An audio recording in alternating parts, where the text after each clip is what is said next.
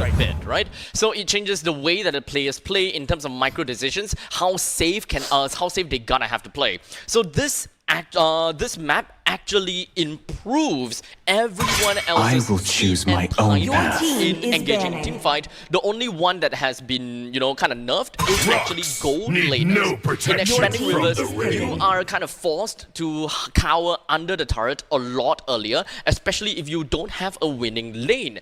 As such, having a team that actually allows the gold laner to be self-sustainable is actually super important, such as Harif. Or even the Bane gold lane, right? Oh yeah, definitely. Bane gold lane recently. So You're Yusuchin just is important, a man. lot of damage. They call me a Yusuchin hero is so because I important. saved my Your nation team from is falling Especially in apart. expanding river. So I would actually say that for IG to give away that Yusuchin is a from the very withered difficult Kikyo. choice for them to make. But alas, they still did. They gave away the Yusuchin, but they backed it up with a Lunox as well as a Kalia, with quite a bit of possibility of trying to switching things around with their Lunox, as Lunox could go gold or she could go mid. Yeah, and which means that, Team Flash, last week, if I remember correctly, Vanix also did play a Lapu Lapu into the gold lane. So immediately if, Flash decides to bring a fighter to gold lane, the Lunox will be able to bully that fighter almost immediately, right? Also, another consideration is, I like what IG is going for. I like what LI4 is going for, right? The Kalia going in is a very strong combo. This land is our homeland, Hey, and it will Bash. soon be a burial travel very ground. quickly, and now you see the Lapu Lapu being leaked out, throwing a bit of a question. Are you going to be bringing the Lapu to the EXP Oh, or Zach. the gold lane? Okay, this is what I kind of want to see from Zach, right? To play the Fanny. But I'm not too sure whether it would work against I Team Flash. am Technically vengeance speaking, in terms of their current incarnate. draft, it's okay. Because there is no specific point click ability, targeted ability in this case, to really lock down that Fanny. Yep. However, they still, Team Flash, they actually still have opportunity to pick someone else like this, such as Kaja. Kaja is something that I want to see it's been coming tough. in.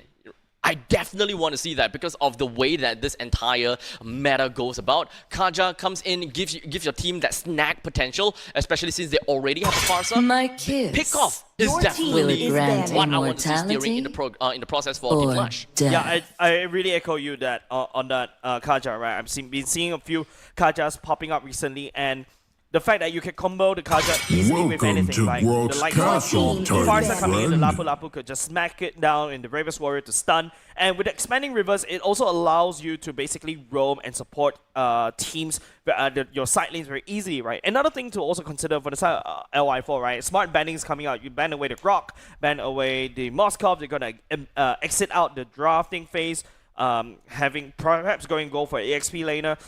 Another thing that I'm also thinking about is IG also need to be wary about the potential Badang coming out from Team Flash. Yes. So not on at this point in time, Team Flash seems like they're pivoting to a direction whereby they want to play Aerial Denial and AoE. They want to play team fight with the Farsa as well as the Lapu Lapu. Both of these two are very strong in their own individual lanes. IG still have I a am lot not of the answers that only they can one go bound forward by with. these This. chains. How do they want to dominate in team fights, or do they want to double down onto that pick of potential, which they already have between the end Kalia of as one well thing as the is the Lunox. beginning So of picking up the another. Esmeralda here goes pretty much shows that they want to win in the lanes against a Lapu, since Lapu before level 4 can't really do much against Esmeralda. So right off the bat, it's pretty fair to say that IG have got pretty good lane priority for the XP.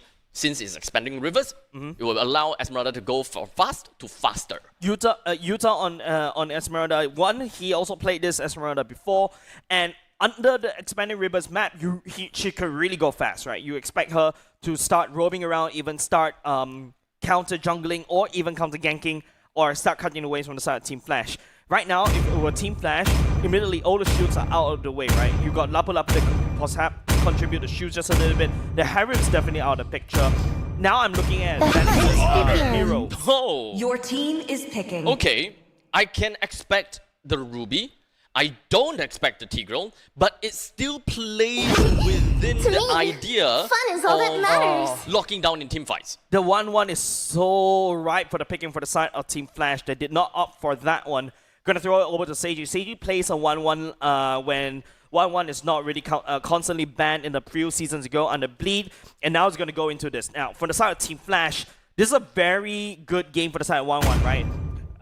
the likes of the Tigreal will definitely want to try to bum rush you. Ruby is a gap closer, needs to gap close towards you, and it allows you to just stack up the weakness points very easily. So Team Flash, if they really want to win, they have to win this fight like in a snap. Activate all the CCs, catch as many people as possible, and then bugger off. That's how they'll be able to win the team fight.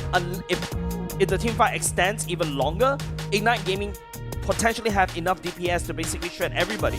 This would also mean that in the early phases, Kurtizi is the win condition. Definitely. As long as Kurtizi is left safe and sound and able to influence the other lanes, then Team Flash will be able to play within what they expect. So looking at the fact that if we're looking at the Tigreal plus the Farsa in middle lane versus a Kalia plus Lunox in the middle lane, kind of seems as though they have equal lane priority. The only question is whether Farsa will stay alive long enough because of the presence of a Fanny. Not only just that, you also have the presence of the Kalia, right? That Tsunami Slam to take the Farsa away immediately is definitely going to be a threat. Another consideration is I want to see Rapid to really start hard counter jungle as well to find Hades to basically deny the farm, because one YSS starts to get the snowball is pretty hard to stop. There we go. That's what we're asking for. That is exactly what we're asking for. Immediately, they dove themselves onto Kurtizi, and this also means that Kurtizi understands that, okay, I'm one of the main winicons. That means that in the early phases, right now, I can't overextend all that much. The main thing is to be able to move over to the mid stages of the game. This is two ways to play, right? Super aggressive so that they will be able to snowball fast, or play a little bit more on the passive side so that they can guarantee themselves that high octane pacing by 5 minutes. Yeah, I feel like right now Ignite Gaming just literally slow down Flash's pacing, right? You can start see Yuta starting to really cut the waves right there. Bear cannot even answer to that one. Kurtizi went down for the first blood, giving the first blood over the side of Zac, which is going to snowball potentially out of control. I think Flash is starting this fight a bit on the wrong side of the bed. Yeah, pretty understandable how Team Flash feels like they have they're having their back against the wall at this moment as we speak, because of the fact that Farsa is just not level 4. It will take some time. The turtle will eventually pop out, no problem, in like plus minus 5 seconds. Yep, a bit of a spin happening for the side of Zac. Turtle has spawned. A bit of a utility check. Hades does have the ultimate, goes into the mountain chuckle. We'll start to review.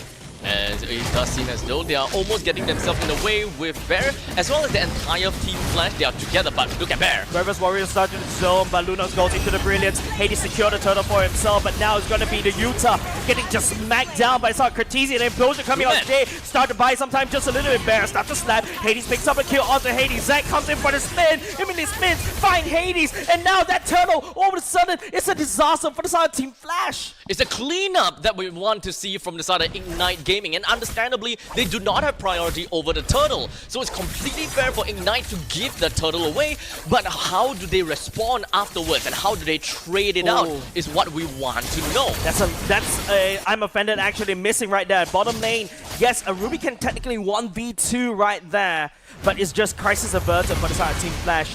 Right now, even though they secure the first turtle, Ignite Gaming managed to basically just equalize the whole thing right now. Now they're at the stalemate once again. Yep, but it does seem like top lane, we do finally see Yuta going down by the hands of Hades. So all in all, Flash is actually taking controls of this entire laning phase, which is technically as expected, what we want to see there.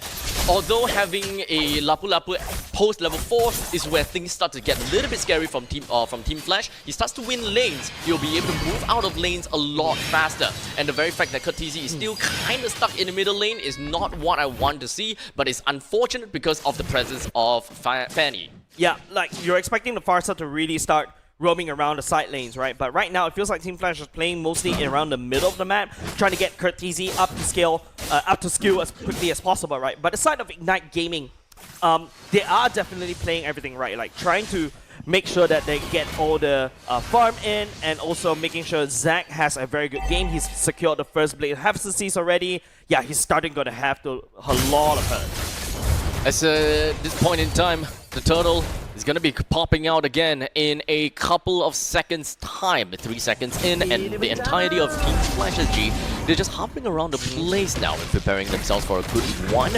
Fanny, unfortunately, nowhere to be seen, and I do believe that Ignite Gaming might want to concede this. Oh, maybe not! Implosion right there. It's going to be Rapid to try to use the Tsunami Slam, but onto the wrong target. Unfortunately, Phoenix coming with the arm of Phoenix to slow down just a little bit, but Utah is right there in the midst, has to deal with 4. Will be able to take down Bear, but unfortunately, Seiji will be there to also take down Bear on the other side of the map. Utah buying some time just a little bit. Kurt, TZ, and Vanix get stuck out, but Hades went down, unfortunately. The turtle still secured by Team Flash, though. These turtles are expensive for Team Flash. And not only that, it's also slightly expensive for Ignite because they actually lost Zack within that process. Good target prioritization though. They are looking for Kurt TZ to kill, especially for Zack. He knows that he wants to go for it. However, it's difficult because of Ruby. Nice, 2 ultimates onto 1 person, but at the very least, Courtesy is starting to pick up the killing spree though. Ignite Gaming, yes, that the momentum is swinging in the favor in the early game, but it's starting to fizz out. That's the power of 2 fighters on the side lanes, right? In the mid game, they're super strong, but towards the later parts of the game, when Seiji starts picking up the item, that's when Ignite Gaming will strike back. This is where the Ube will now start, right? As long as Team Flash is able to take down any of these turrets, T1 turrets, they will start to move together again. And remember, they have good mobility because of expanding rivers. All of these are a caveat if you have map control. As you can see, Team Flash right now, they definitely do have the dominant part of the map that's controlled for them, with both of the side turrets taken down already. It is really scary, right? Team Flash was able to recover from a very bad situation. Don't forget, Ignite Gaming has a very good early game earlier just now, but Team Flash, you know, using the veteran card, they're really able to just solidify the positioning and start to climb back. Even though, yes, the first 2 turtles was super expensive for them, but they're now, leading, 3k ahead in terms of the gold lead. This is just the start. The earlier laning phase is just for them to slowly climb themselves up, and Kurt TZ, he played safe enough for him to get a good amount of kills right now. 3:1:2. So now he does have a very strong feathered airstrike, as I believe that he already got at least 1 item that will envelop the entirety of the map. Makes things a lot tougher for Ignite Gaming to even pop off. How does Zack even slip his way past the ranks of Team Flash in order to reach Kurt TZ is always going to be a concern that I'm looking out for. Yeah. Zack has no choice but to start. Hold on a second. Tsunami Slam. Try to isolate Jay all the way. Catching an implosion onto 4. Amazing one as Seiji goes up into the air, takes down Jay. But Bear right now will be going into the Bravest Warrior. They touch and they go. Jay will be the sacrifice right here. Ignite Gaming picking up the roamer from the side of Team Flash. 1 for 0, but Team Flash wants to come up with better value, such as taking down the T1 in the middle lane. That's all the T1s taken down.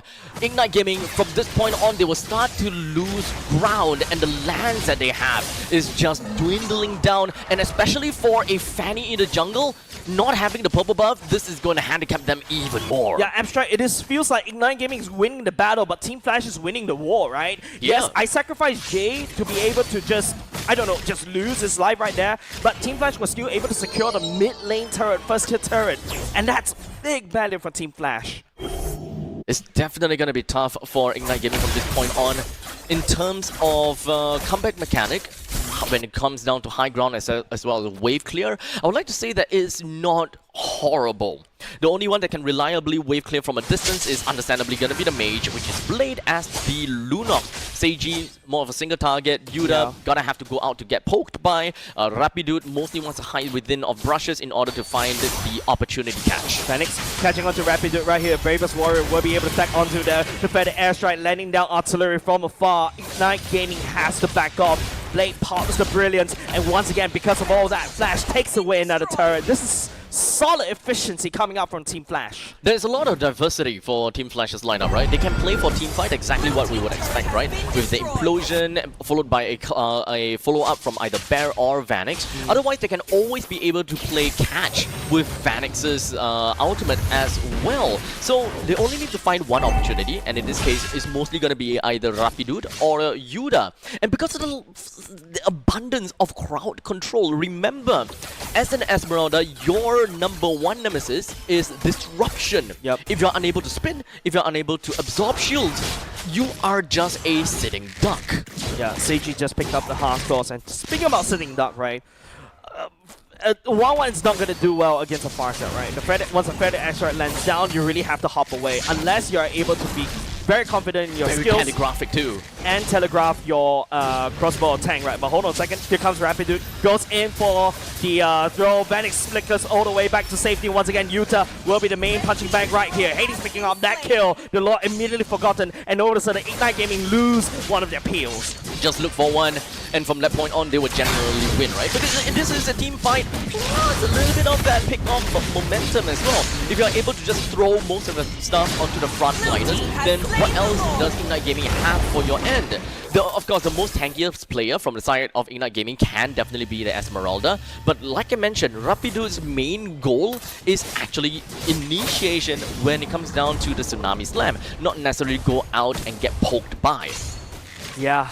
And now Ignite Gaming once again losing one member earlier just now gave the Lord over. All of a sudden, Zack has to go and starts pushing the side lanes. But you know, Team Flash, they're the ones that wrote how I push the side lanes and win kind of book, right, in MPL Singapore. So they know how to deal with it. Right now, it's up to Ignite Gaming to really put up a good defense against Flash's Lord right here.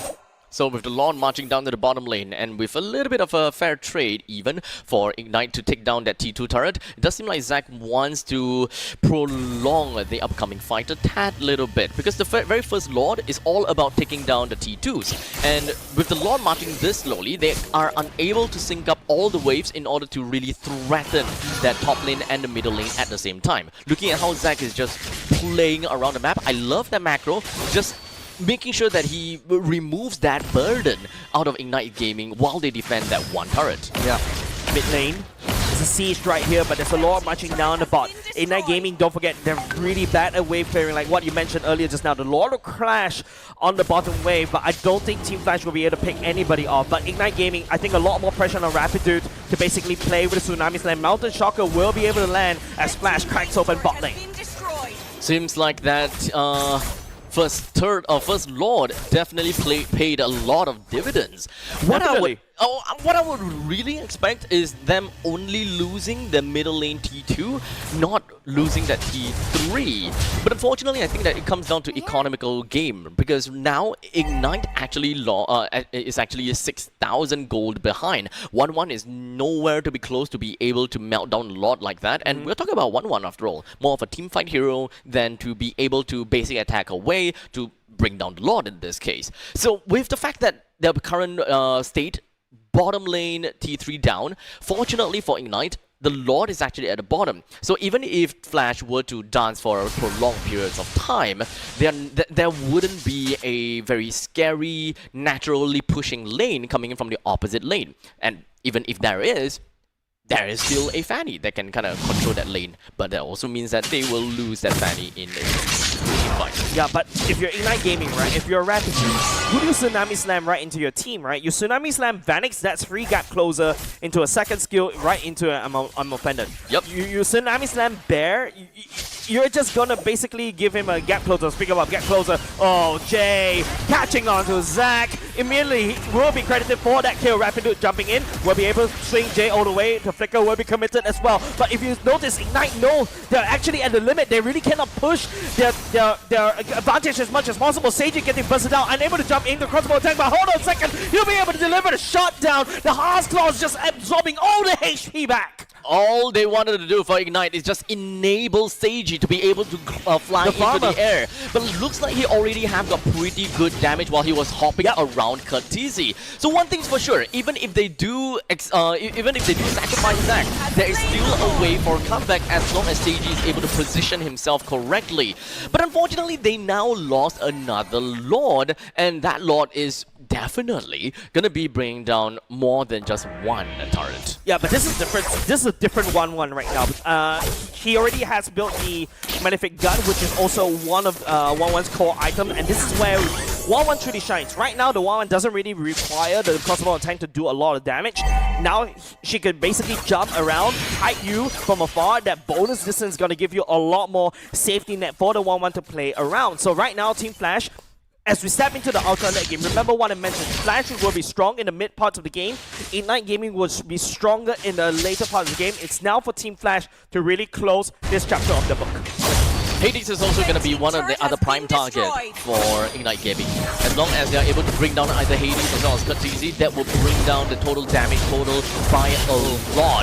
But unfortunately, look at the top lane. Notion right across the wall will be able to drag Rapid over to the other side. Tsunami Slam, Vanix all the way in. I'm offended onto Seiji. Seiji goes into the air. Crossbow attack right into the Winter Crown. All the damage pouring into absolutely nothing. Yuta tries to come for the flank. Kurtizi wings by wings. Isolated the fight just a little bit. Now Yuta getting pushed back by Jay. Amazing play coming up from the side. Hades picking up. Defensive play going in. Looking for I'm offender right into the brilliance from the side of Blade. Blade will survive just a little bit longer, but Flash is already knocking onto the doors of Ignite Gaming. And understandably, with Ignite Gaming only with 3-person left, it's very difficult for them to defend. But at least it's a Fanny, right? You're able to just cable around and just wave clear like no tomorrow. And in fact, he's even going to try to clear out the pushing lanes at the top lane so that they will lose. They will not be able to deal with so many Mega Creeps. Yeah, not right here. Ignite Gaming now has to play defense. The tag goes for the spin, does have the immortality, trying to make the play just a little bit more. Rapid to get pushed out by Jay, but Hades is already so massive.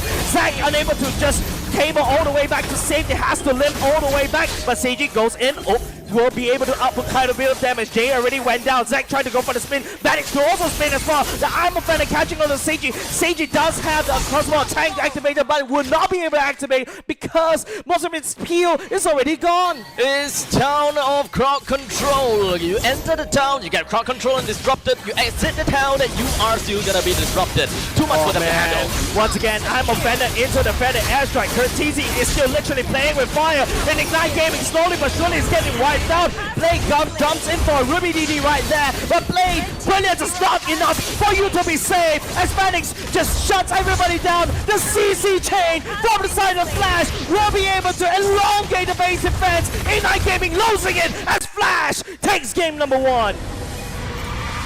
Now that is play for Flash. And that is Gabe. Congratulations over to Team Flash for their first win against Ignite Gaming. They just need one more to be able to win back the entirety of the series. Now let's talk about MVP. Gotta have to be Hades on the Yi Sun Shin. 9:2 is to 4, and that's a total of 87% kill participation. Definitely a pivotal player all the way through from the start to the end. Even though I will say that in the mid game, there is a lot of emphasis onto Kurtizi, but perhaps, just perhaps, that is all just a diversion because Yi Sun Shin doesn't feel like he's being targeted at all throughout the entire game. Yeah, because the Farsa's ultimate is a lot more bigger as compared to what the YSS have, right? Another thing is, it's not easy to pilot the YSS. Right? There's a lot of points for you to fail, and kudos over to the side of Hades, right? Maintaining his cool, even though his team is actually not doing well in the early game. They climb all the way back towards the mid parts of the game, and after that, from there, they just took over the game solidly, right? The Mountain Shotgun, whenever it's available, lands onto the right target, even if it's the frontliner, they peel off the peel from the side of Ignite Gaming, and then after that, deal the finishing blow one after another. I feel like Zack in the early game did quite well in terms of picking off, but I think he doesn't really know how to transition into the mid-game Fanny like how other Fannies that we usually see. It's kind of understandable to say that there is a lot that Zack can't do because of the fear of crowd control. There's really quite a bit of crowd control for him to really and realistically be able to do anything, especially since you want to go crazy in the early game. You kind of want to ensure that you are able to stay alive, and you kind of want to ensure that you don't feed. Yeah, and like what I mentioned, Team Flash is literally throwing walls of CC after CCs against Ignite Gaming, right? Zack spins right in, Vanix just immediately spin in the second skill, right? And then after that, you've also got Bear, right? Like CC immunity, the Bravest Warrior goes in, stuns everybody to Flicker. It makes it feel like, you know, Rapitude the Kalia makes sense to help Seiji to basically set up the crossbow tank. But most of the time that you see what Rapitude set up, right into Seiji's doom, right? You basically throw a Phoenix right into Seiji. You throw Bear right into Seiji. And that's what makes it very hard for Seiji to basically just do what he has to do. And don't forget, this build that he's using right now, the Windtalker, Heart's Claws, and Corrosive Scythe, this is a slightly more expensive build for him to come alive. If you go for the other build, which is your Corrosive Scythe, Demon Hunter Sword, usually you need 2 core items before you start doing damage. But you don't do as much damage as compared to this new build, the new flavor of 1-1 builds right now. So ultimately, it is gonna be something that Ignite Gaming gonna have to look out for. How exactly do they want to move on to the next part? I think that playing a high mechanic hero such as a Fanny and hoping that you will be able to make past Flash SG's roster is definitely the tough part, right? Ultimately, from the start, I even mentioned that in a game like Expanding Rivers, to give the Yi Sun-shin away, it's actually gonna be really tough on the gold laners, and indeed it is very tough for Seiji. And that is also the reason why Team Flash have decided to definitely put a fighter into the gold lane so that it enables gold lane so much earlier, and you don't have to be afraid of going out of the turret's reach because you are a Ruby. Yep, I think right now, definitely Ignite Gaming was... this is why the patch right now is very interesting, right? It really benefits gold laners that can play like an EXP laner, right? Yep. It really benefits gold laners that can play fighters. Don't forget, Vanix also did play as a jungler in the back.